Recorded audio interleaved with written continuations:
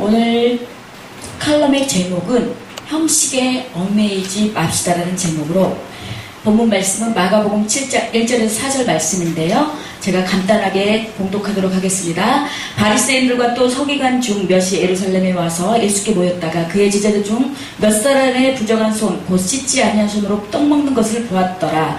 바리새인들과 모든 유대인들이 장로들의 유전을 지키어 손을 부지런히 씻지 않으며 먹지 아니하며 또 시장에 돌아와서는 물을 뿌리지 않으며 먹지 아니하며 그 외에도 여러 가지를 지키어 오는 것이 있으니 잔과 주발과 녹그릇을 씻음이러라. 네, 오늘 본문 말씀은 예루살렘에서 온 바리새파 사람들과 몇몇 율법학자들이 예수 곁에 모여있다가 예수의 제자들 가운데 몇 사람이 손을 씻지 않고 더러운 손으로 음식을 먹는 것을 보았습니다. 바리새파 사람들과 모든 유대 사람들은 장로들의 전통에 따라 손 씻는 정결 의식을 치르지 않고는 먹지 않았고 시장에 다녀와서도 손을 씻지 않고는 음식을 먹지 않았습니다. 그들이 지키는 규례는 이것 말고도 장과 단지와 녹그릇 씻는 등 여러 가지가 있었습니다. 바리새파 사람들과 율법학자들은 자신들이 생각하고 있는 전통과 형식이 있었습니다.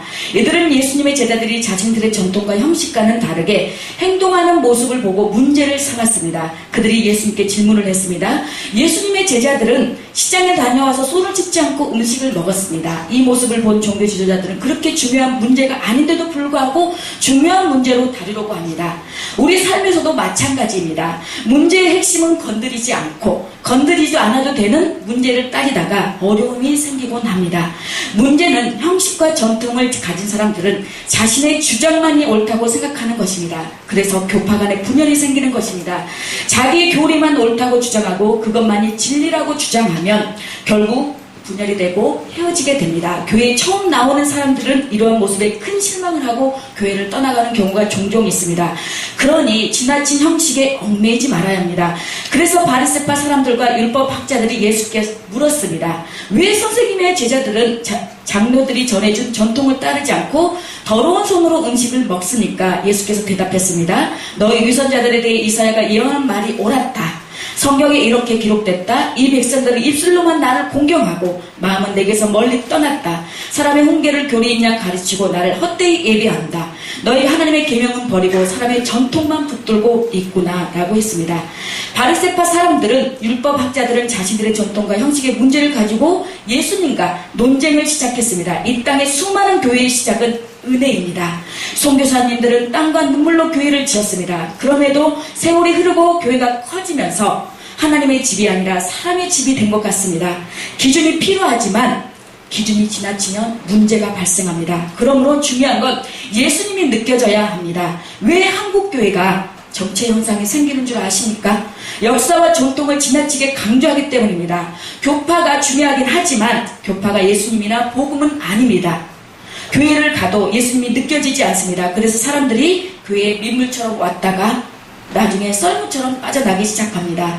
예수님은 바리새파 사람들과 율법학자들이 문제한 제기한 전통과 형식 대한 논쟁에 대한 세 가지로 대답을 합니다. 너희는 입술로만 나를 공경하고 마음은 내게서 멀리 떠났다. 둘째, 사람의 훈계를 교리인 양 가르치고 나를 헛되이 예배한다. 자칫하면 우리가 드리는 모든 예배가 헛된 예배가 될 수 있습니다. 셋째, 너희가 하나님의 계명은 버리고 사람의 전통만 붙들고 있구나입니다. 그러나 은혜는 날마다 기쁨을 줍니다. 결국 가장 문제가 되는 것은 하나님의 은혜가 아닌 사람의 전통만을 붙들고 있는 것입니다. 그러면서 나는 신앙생활을 잘하고 있다. 교회에 출석했다. 나는 하나님의 뜻대로 살았다고 말하면서 자화자찬합니다. 그런데 그들의 내면에는 희망이 없습니다. 이렇게 영적 능력이 없으면 무력해집니다.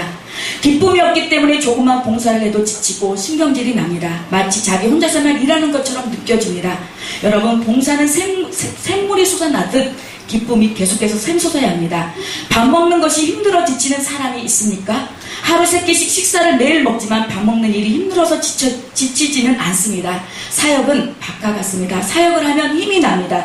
그 힘은 하면 할수록 더욱 세집니다. 그런데 어떤 사람들은 하나님을 위해서 조금의 봉사를 하고 이제는 좀 쉬고 싶다고 말합니다. 잘못된 사역을 하고 있기 때문입니다. 운동은 하면 할수록 힘이 세지는 것처럼 사역은 하면 할수록, 예배는 들으면 드릴수록 영적으로 맑아지고 힘이 쏟아지는 것입니다.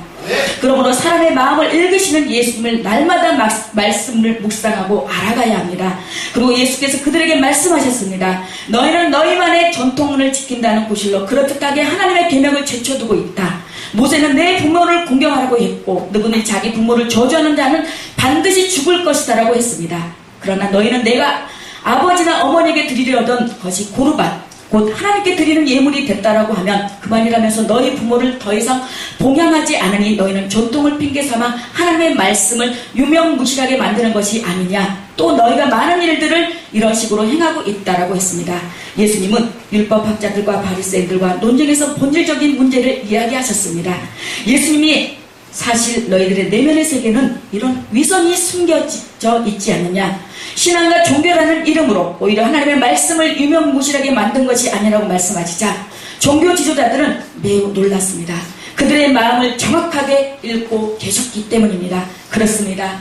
본질보다 본질이 아닌 것에 대해 지나치게 신경을 쓰는 경향이 있습니다. 저 역시 또한 그랬습니다.